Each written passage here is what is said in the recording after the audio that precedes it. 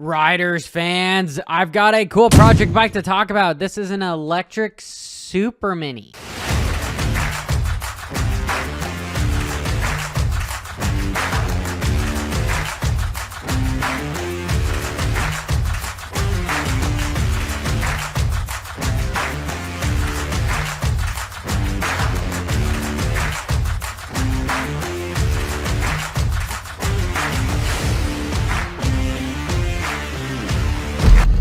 You're all probably wondering, did KTM make a production Supermini electric bike? I haven't heard anything from this.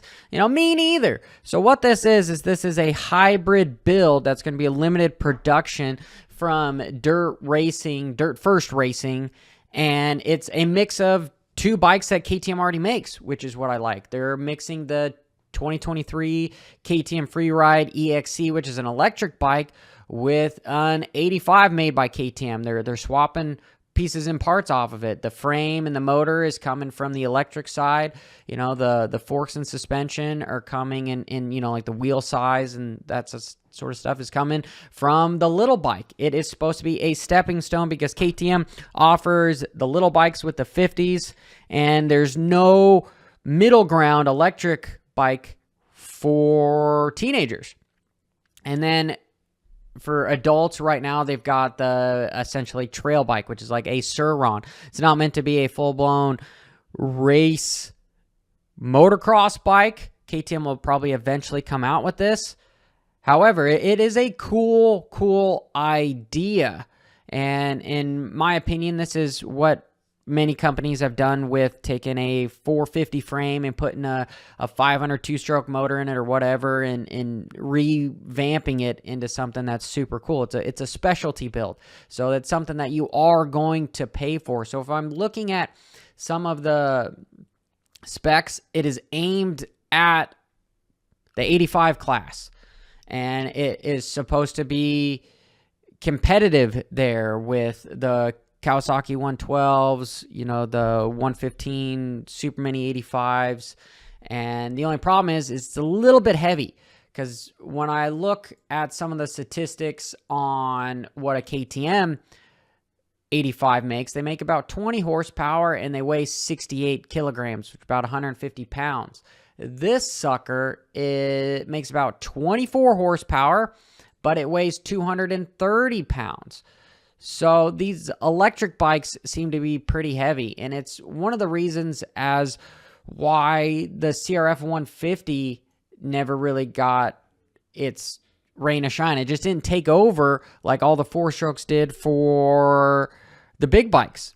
Four-strokes are the shit. We all race them. We all own them. Some of us still like two-strokes, but the majority of them, if you're going to be competitive, you're going to have a four-stroke. In the Supermini class, that's not the case. You're kind of at a disadvantage if you have the 150. Like this sucker came out with Barsha. Barsha was a young gun that was racing this sucker, and you don't really see many guys racing these as much anymore. They're all on the 85s, and there's not really any manufacturers making four-stroke middle bikes. So this is a stepping stone between the two. And yeah, it's really just if you took this guy and this guy, and they had a baby, well, then you're going to have this Supermini electric bike, which I do like. They have done a lot of cool things with it, like making a rear brake so that it's not on the handlebar because, there is no clutch level. You don't have to worry about engine braking. You don't have to worry about shifting. It's pretty cool. The electric bikes are going to take over. The only problem is this guy's a little bit ahead of its time, because the rules haven't really been set in stone whether or not electric bikes are allowed to race. So you won't be seeing something like this in Loretta. And it's 70, 80 pounds heavier, right? But I do like how they took the KTM 85 suspension off as opposed to the Freeride stuff and the wheels, and they turned it into a Supermini little bike, which is super badass. If I'm using my own opinion on this, this is something for somebody that has the money and wants to have a really rare piece of machinery.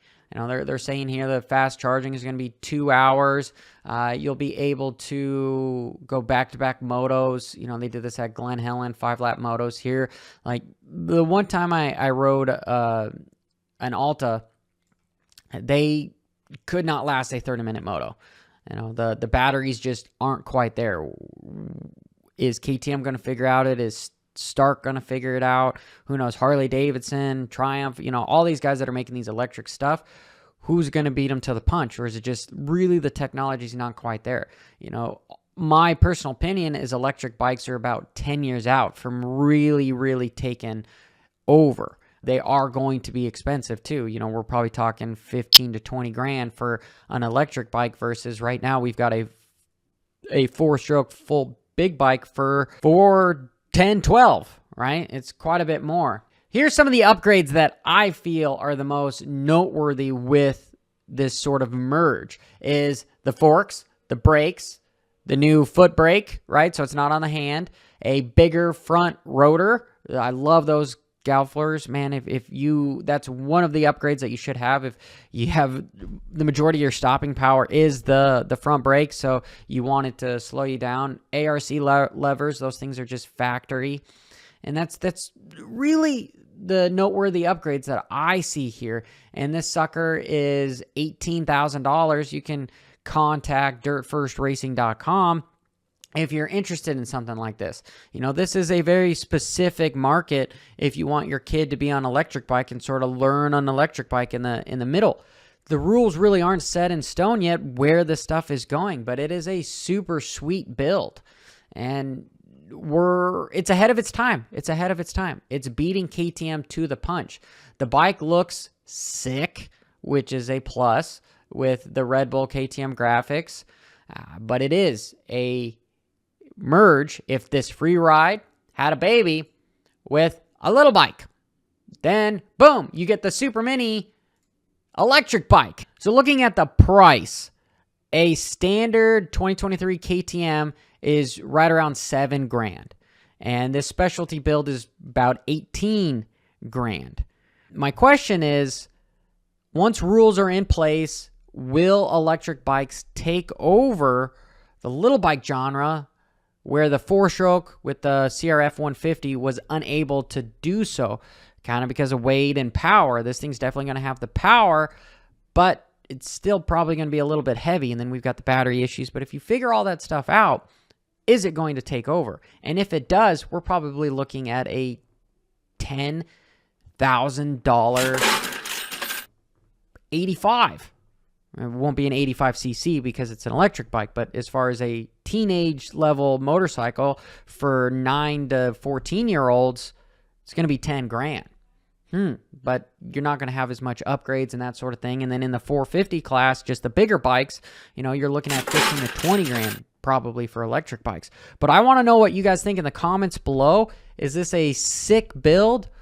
Do you know anybody that would buy one? Dirt First Racing is making a limited production of them. Is it going to last longevity-wise?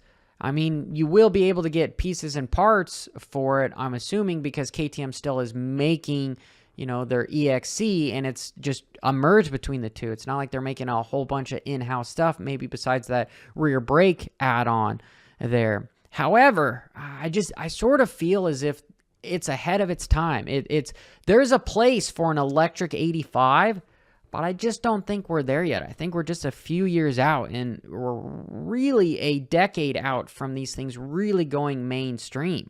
We're going to watch what happened to Alta. We're going to watch Stark. We're going to watch Sur-Ron, and whether or not they're going to be able to sustain the market with the fluctuations with rules and regulations, it's really not going to become mainstream until you have a full-blown lineup of electric motorcycles from KTM, Honda, Yamaha, where they're all homologated and the rules change for them to race.